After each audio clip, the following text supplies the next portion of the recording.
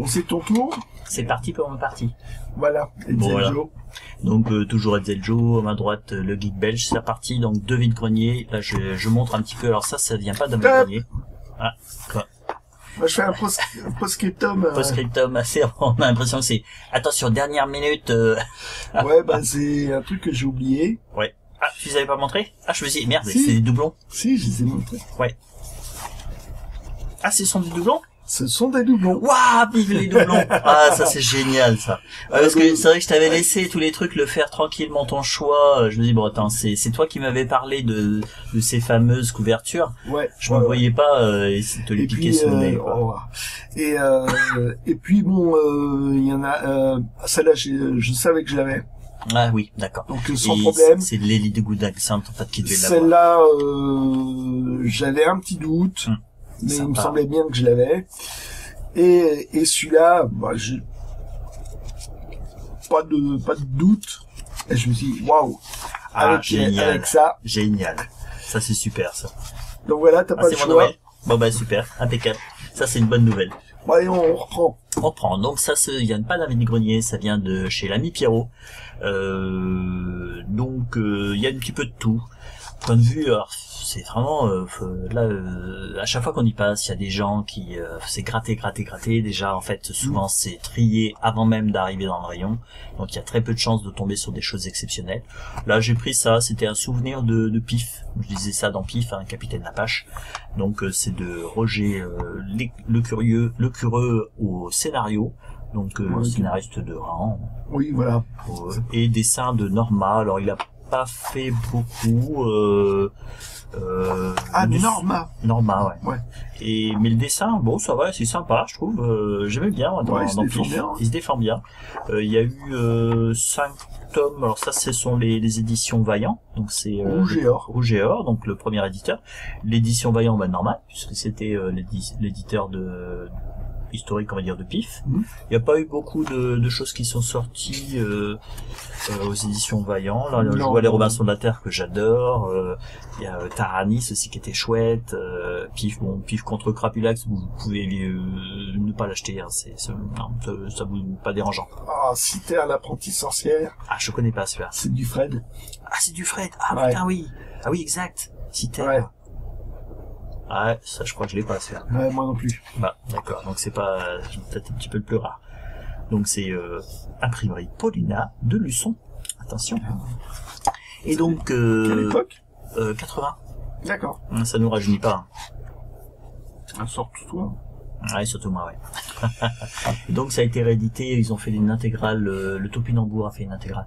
Ah ouais. C'est vraiment c'est confidentiel quand même. C'est hyper confidentiel. Donc et je sais même pas si c'est vraiment une intégrale parce qu'apparemment il y a eu énormément d'histoires qui sont sorties dans Pif. Et donc est-ce que c'est vraiment une intégrale? Est-ce qu'ils ont le temps de finir? Ah tiens, c'est rigolo, c'est pas le même format. Je vous mets ça. Attendez. Ouais, regarde là. Regarde. On voit ici là. Ça dépasse. C'est vraiment très intéressant. Ouais, totalement. Tiens, je te le prête. Voilà. Alors, Rêve de Siam. Donc c'est une musique de film par Dan Arbraz. Donc un guitariste très connu en Bretagne. Je l'ai pris parce que je connais pas du tout le film, mais j'adore les musiques de film. Il y a des très bonnes surprises. Si j'ai pas vu le film, c'est pas grave. En plus, c'est distribué par Keltia Music. Keltia Music n'existe plus, donc ça veut dire que c'est plus du tout édité.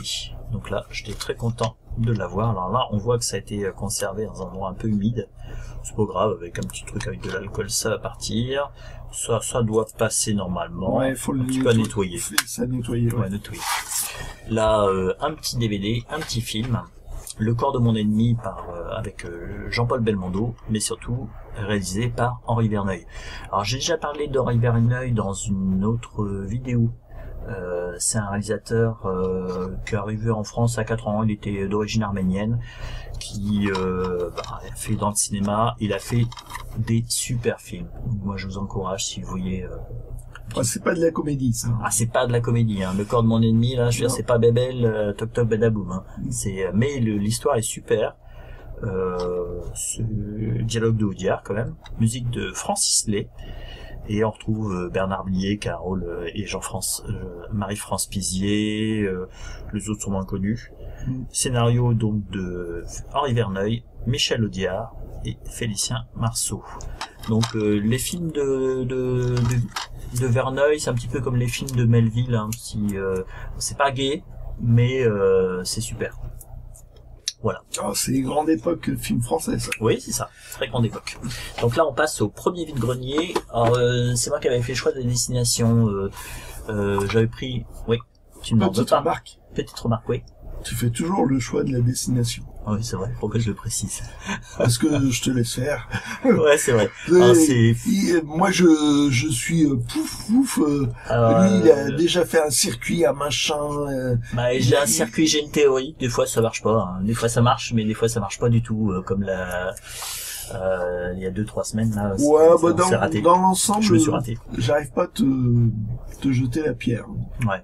Là en fait, j'avais choisi d'abord le plus gros vide-grenier. Je sais qu'une fois avec Lady Goodnasant, il y a quelques années, j'avais fait l'inverse. J'avais fait tous les vide-greniers plus petits autour en me disant, comme tous les chineurs vont être sur le gros vide-grenier, ça peut être plus intéressant.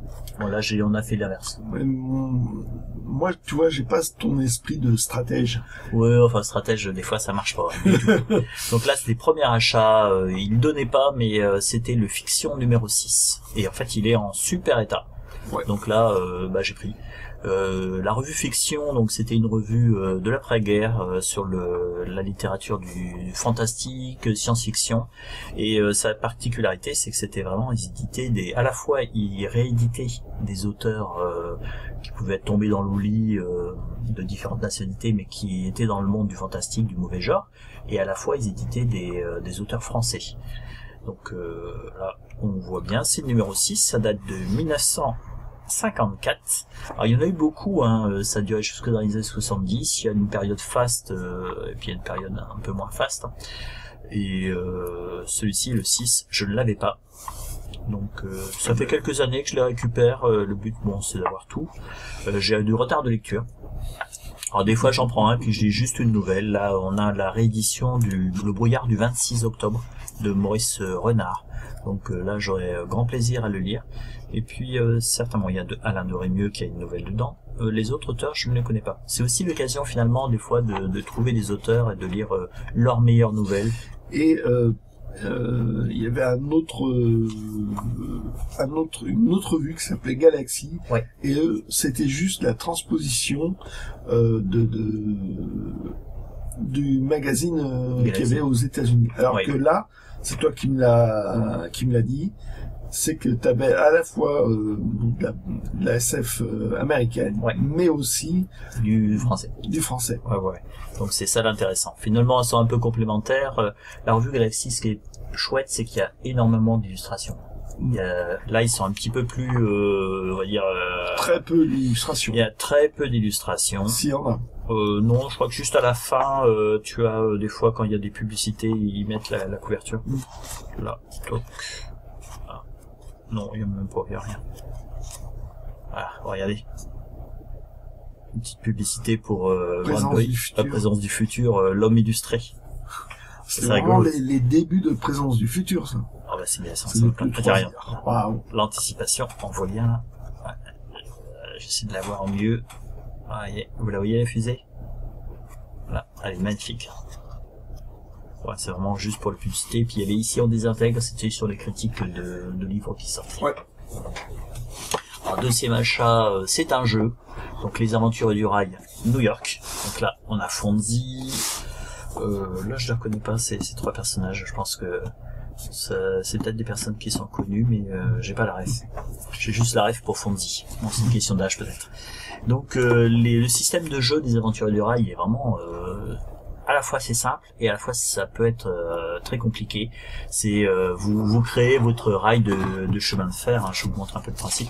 Peut-être que vous connaissez déjà. Là, je crois que ça c'est plutôt du métro. Pour New York, c'est le métro. Ce sont des mini-jeux qu'ils faisaient parce qu'en fait ils ont commencé par faire les États-Unis. ils ont fait l'Europe avec des règles supplémentaires. Ils ont fait des petites guillemets. Ils ont fait l'Inde, ils ont fait l'Allemagne. J'ai trouvé il y a quelques temps, et j'ai trouvé Londres. C'était génial. Et là, ils ont fait un tout petit jeu qui s'appelle New York. Là, voilà, il faut faire le métro. Donc vous voyez, là, il y a des sortes d'emplacements. Donc vous avez... Par contre, ça c'est triste. Ils ont diminué la taille des cartes. Donc vous avez des cartes. Alors apparemment, ils ont diversifié. Regarde, je pense qu'il y a des règles que je ne connais pas. Oui. C'est vrai que je regarde pas. En direction de la caméra, ça serait pas plus mal. Donc là, j'ai l'impression qu'à la fois ça peut être normalement dans les autres règles, vous avez les cartes wagons. Et donc là, par exemple, quand dans votre jeu, dans votre petit truc, vous avez ça, en fait, comme vous en avez 5, à la limite, vous pouvez en dépenser 3 en jouant à votre tour pour faire cette liaison. Parce que là, c'est une liaison bleue. Quand c'est gris, vous pouvez mettre n'importe quelle couleur, et le but c'est de faire les tronçons. Je pense que si c'est le même principe. C'est quoi ça? Ça c'est nouveau ça. Tiens, ça aussi c'est nouveau. Ça doit faire des règles supplémentaires. Ça, je sais pas à quoi ça sert. C'est un crayon. C'est un crayon. Ça sert à crayonner. À écrire. C'est ça. Oui. Et alors est-ce que les cartes destination? Pour ça, faut avoir appris à lire. Ouais, c'est ça. Voilà, on a les cartes destination. Donc c'est en fait quelque part un mini-jeu. Oui. À chaque fois, j'ai pas le réflexe, je le fais pour moi. Là, vous avez, au début, vous avez une ou 2 cartes. Toc, là, vous piochez des cartes destination. Donc ça veut dire que si vous faites cette destination Times Square, Soho, Soho est là. Oui, on voit Times pas. Square est là. Oui, tiens. Toujours. Soho est là. Times Square est là. Et donc si vous faites le tronçon avec vos petits wagons, en fait vous récupérez 6 points. Si à la fin de la partie vous ne le faites pas, c'est 6 points qui vous en retirent. Donc en fait faut jouer sur le fait que vous allez faire ces destinations. Il faut essayer de tenir votre engagement en fait. Et à la fin, on décompte le nombre de points et en fait, on voit qui a gagné. Et c'est un jeu alors ça c'est vraiment un mini-jeu. Je pense que vous pouvez le faire en une petite demi-heure ou 1 heure. C'est un mini-jeu qui est super sympa. C'est-à-dire que vous expliquez les règles et en fait, en gros, à la fois c'est simple parce qu'en fait, au bout de 3 tours, tout le monde a compris ce qu'il pouvait faire, quelles actions il pouvait faire. Et à la fois, c'est compliqué parce que quand vous êtes sur des grandes cartes comme les États-Unis, en fait c'est après avec l'expérience que vous savez un petit peu optimiser vos trajets. Alors là apparemment c'est pour ça que je l'ai pris, en fait, tout était encore en sachet. Là vous avez les taxis, ça a l'air d'être que des taxis. Ouais, c'est différentes couleurs. Ouais, de différentes couleurs. Donc c'est rigolo ça. Et à la fin du jeu, c'est qu'il y a un des joueurs qui n'a plus de ça aurait été ce supplémentaire. Il y en a 2 de chaque. Donc en fait, je sais même pas s'ils y ont joué en fait. J'ai l'impression qu'ils ont commencé à jouer parce qu'ils ont commencé à faire, mais ça n'a pas été. Ça n'a pas plu. Donc là, il y a les règles, ça c'est super d'avoir les règles, mais je crois que sur certains sites, vous pouvez les retrouver. Oui. Là, voilà, ça c'est super. Je sais pas combien ça vaut neuf, mais bon, pour moi, dans ma tête, je m'étais dit le prix auquel je voulais l'acheter. La personne a dit le bon prix, donc j'ai pris. Je me suis pas embêté. Je m'étais dit pas plus de 5 €. Bon, je pense que neuf, ça doit pas valoir le prix des grosses boîtes. Les grosses boîtes, c'est entre 30 et 40. Je crois que le prix a baissé. Et toi, t'aimes bien ce jeu-là, donc ouais, j'adore. T'en achètes plein de cette série déclinaisons. Ah oui, parce qu'ils l'ont vraiment décliné sur plusieurs. Alors là, je recherche, moi, c'est celui qui sont épuisés. Il y a l'Inde et l'Allemagne, je crois que je suis pas sûr que ça soit encore dispo. Mais j'adore ce système de jeu, c'est très convivial. Et puis ce que j'aime bien, c'est le genre de jeu en fait où même si tu découvres le jeu, t'as une chance de gagner. Parce que j'ai joué au Colon de Catane avec quelqu'un qui connaissait bien le jeu et qui en plus prenait un malin plaisir à nous enfoncer. En fait la fin de journée, non, t'en gardes pas un bon souvenir de cette partie. Ouais, c'est pas amusant. C'est pas amusant du tout. Donc hop. De Fred, alors c'était sur le stand où la personne devait nous juger fatigué parce qu'il arrêtait pas de nous proposer un siège. Donc pour info, je ne me suis pas assis. Tu t'attendais à ce que... Non, tu veux pas un siège, là? Non, je veux pas un siège. T'es pas assis, là? J'ai déjà un siège. T'es assis, là? Si, je suis assis. Donc voilà. de Fred. Je suis vieux. Mais je t'emmerde. Merci. Donc, le Fred, c'est une série vraiment, quand j'étais à la... Philémon. Ouais, Fred, c'est l'auteur. Mais Fred, quand j'étais à la petite bibliothèque de ma ville, ils avaient les Philémon, ils avaient les Valérian et Astérix. Donc génial, les 3 séries de mon enfance. Ce qui fait que je les complète. Bon, je les achète pas sur le net, hein, c'est vrai que ça irait plus simple. Ça serait plus simple. Ça serait très cher, surtout. Ça serait très cher. Et puis, je préfère les acheter. Moi, voilà. C'est l'édition originale. C'était 5 €. Là, un petit peu de nettoyage à faire. Hein. Je les ai pas nettoyés. L'état, ça va. Le dos est là, voilà. Nickel. Et bon, bah voilà, il m'en manque plus beaucoup. Mais alors là, celui-ci, finalement, c'est toi qui me l'as fait. Hop, on va regarder. Ce sont des dessins qui étaient dans Pilote, non, c'est ça? Bah là, je me demande si c'était pas dans Harakiri, ce Ah, ça pourrait être l'esprit Harakiri, hein. Ouais. J'attends qu'il bouge, c'est plus sportif. Ouais, c'est vrai que c'est baisse la tête, t'auras l'air d'un coureur. Ouais, c'est vrai que c'est quand même l'esprit Harakiri. Voilà. Donc ça, ceux-là en fait, comme je cherchais beaucoup les Philémon, ceux-là je les recherchais moins. Mais bon, je suis content de l'avoir trouvé. Il est là. Ah voilà. Il y a une petite partie. Voilà. Ça, il manque une case et c'est normal. Voilà. Et je l'avais déjà, mais en fait c'était abîmé ici, parce que c'est super fragile. Et voilà. Là, le voilà. Il y a une découpe. Donc c'est normal si vous le voyez qu'il y a quelque chose qui manque. Cela n'a pas été découpé par un gamin ou par l'ancien propriétaire. Non, c'est voulu comme ça. C'est voulu comme ça. Et celui que j'avais, bon, ça m'agace un petit peu. Il était abîmé ici. Ouais. Donc voilà. Ça s'arrache facilement. Donc voilà. Là, je l'ai. C'est complet. Donc tout va bien. Hop là. Et ça, c'est celui qu'il m'a offert au bric-à-brac, le tome 4. Ce n'est pas l'édition originale, mais bon, on refuse déjà jamais un cadeau. Puis bon, bah, c'est sympa, hein, c'est rubrique à brac, c'est toujours sympa à lire.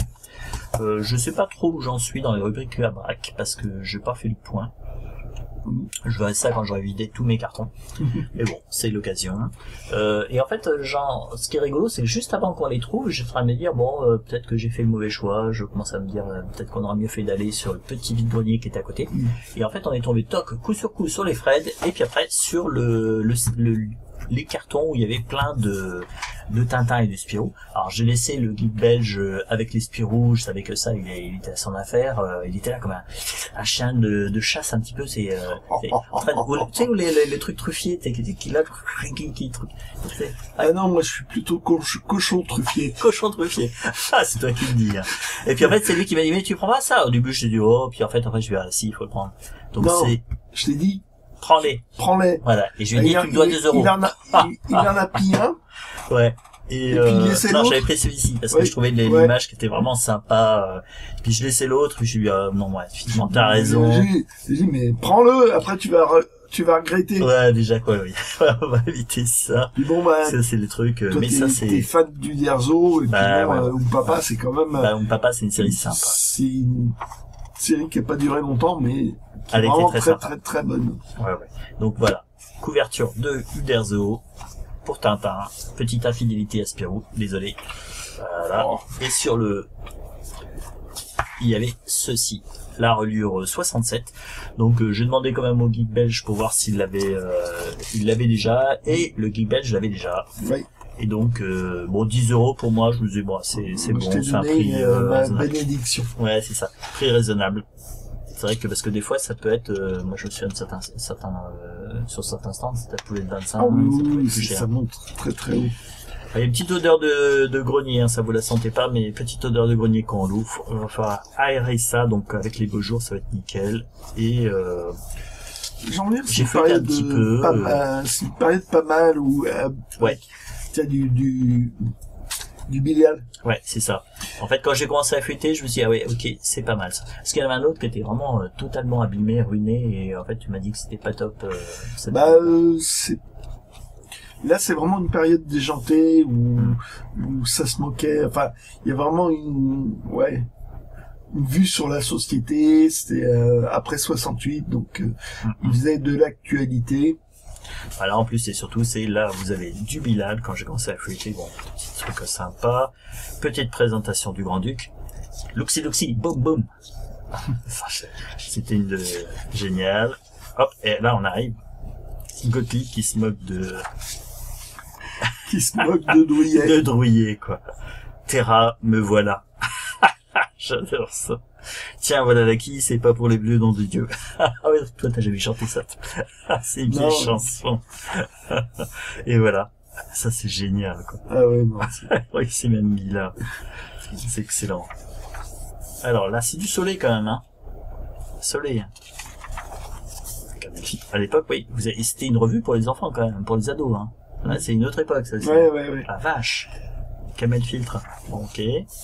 Voilà, donc. Téché. Téché. Hop. C'est bon, ça, ouais. Pour l'Express. Ouais. Massona. Là, on trouve Comès quand même, le dieu vivant. Le dieu vivant. Largement. Ah, et on a la fin d'Astérix en Corse. Sympa. Silence. Silence respectueux. Ouais, c'est ça. Donc, petit truc, deuxième album de Fred. Là, c'est du Achille Talon. Hop. Ah non, c'est... Non, jamais par le bas. Je suis désolé. Je suis assez maniaque. Oui, mais tu vois, c'est... pour intervenir. Ouais, c'est pour te contrarier, il n'y a rien de mieux. Ouais, c'est vrai. Tu prends une BD par le bas, tu me contraries. Hop. Du Mandrika. Clopinette. Ah, c'est des gentils. Du bras. Ah, d'accord. Avec un jeu de mots à la fin. Petite publicité pour les Peugeot. C'est vraiment du vintage maintenant. C'est mon Peugeot à moi. Méditation. Ah, c'est même pas une pub. Si, c'est une pub. Mais en fait, elle a carrément fait, ah, c'est marrant, ça. Du Blueberry. Alors, regarde. Là, c'est marqué Loco. Ah oui, c'est vrai. Et quand c'est sorti en album, c'était le hors-la-loi. Ah, ils ont traduit. Voilà. Là, c'est juste cru.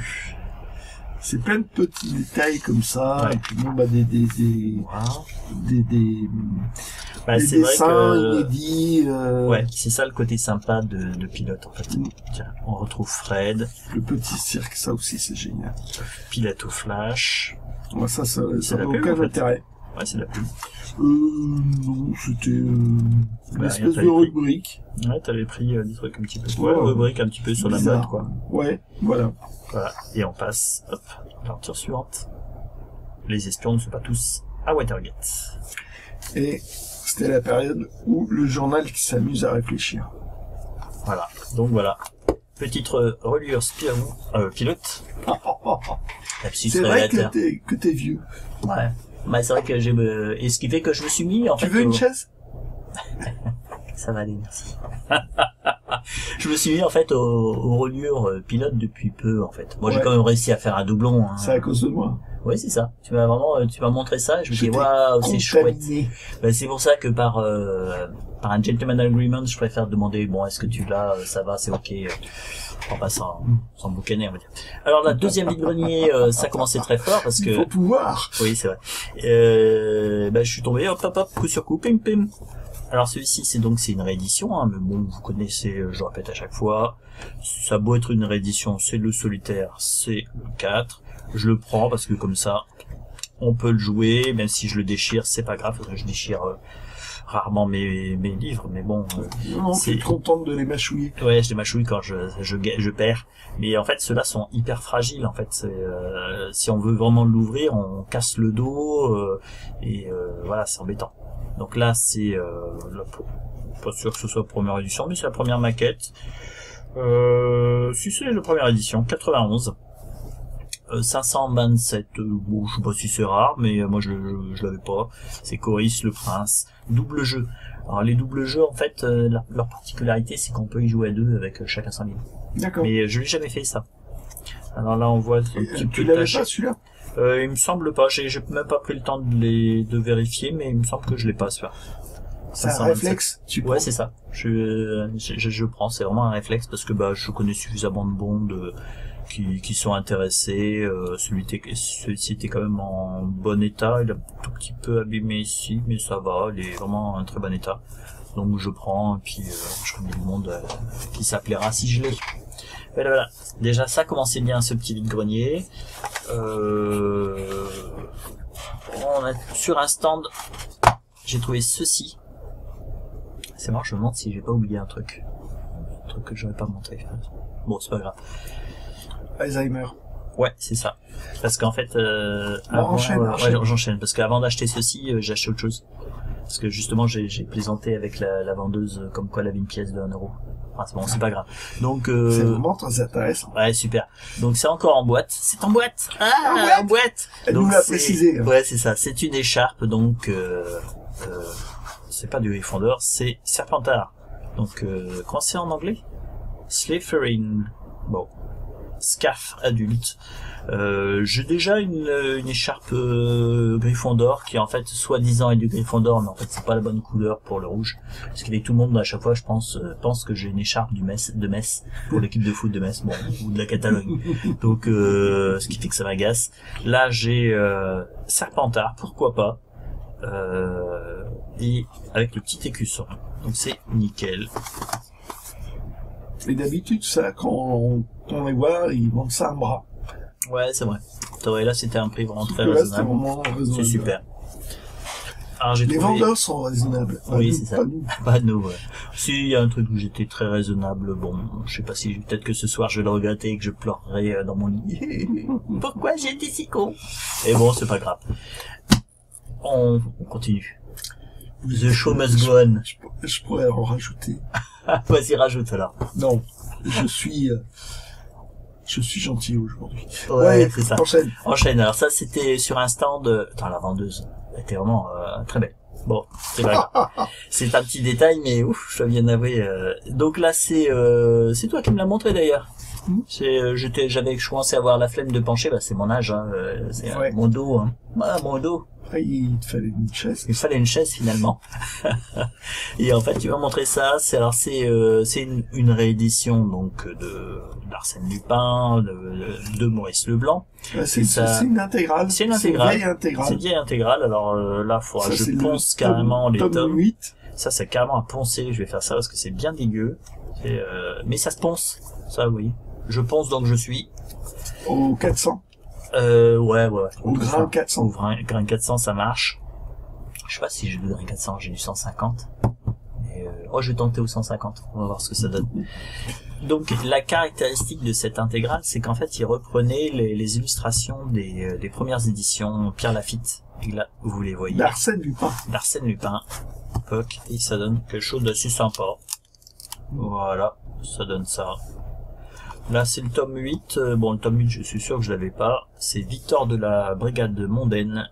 La Cagliostro se venge. Ça lui peint tout quoi? Non, ah oui, d'accord. Non, c'est ça, c'est la pièce de théâtre. Ah, d'accord. Il y a eu une pièce de théâtre qui avait été faite, qui est très sympa d'ailleurs.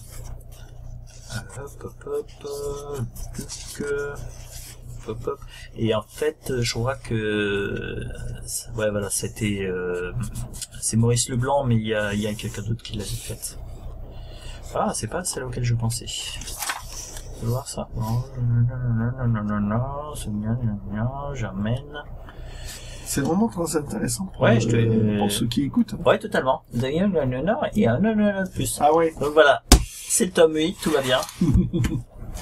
Alors ça, le guide belge, je vous en ai parlé, c'est le fameux lot de la loose, c'est-à-dire qu'en fait, les trucs qu'il faut pas faire, c'est que vous avez des BD, il y a la première, j'en avais 3. La première, je l'avais déjà, donc je le tends au geek belge. Le geek belge, dessous, s'aperçoit qu'il y a une BD qu'il n'avait pas, c'était parce que c'était dans les numéros 60. Alors, il pensait ne pas avoir. Parce que vous voyez, c'est vraiment la loose. Comme quoi, même quand on fait beaucoup de vide-grenier, on fait, bon. Ouais, on était fatigués, je crois. On était fatigués, on a eu besoin de chaise. Voilà. Et donc, en fait, il en prend un, il me repasse les deux, et je regarde, et même celle-ci, il l'avait pas. En fait, l'autre, je l'ai pris, et j'ai laissé celle que j'avais pas. Oui, c'est ça. Et en fait, il me redonne une que j'avais pas, donc je l'ai prise. Donc au final, on s'est dit, on les a quand même. Alors ce qui est étonnant, c'est que, tu vois, j'ai pas eu le réflexe, c'est même pas une édition originale, super.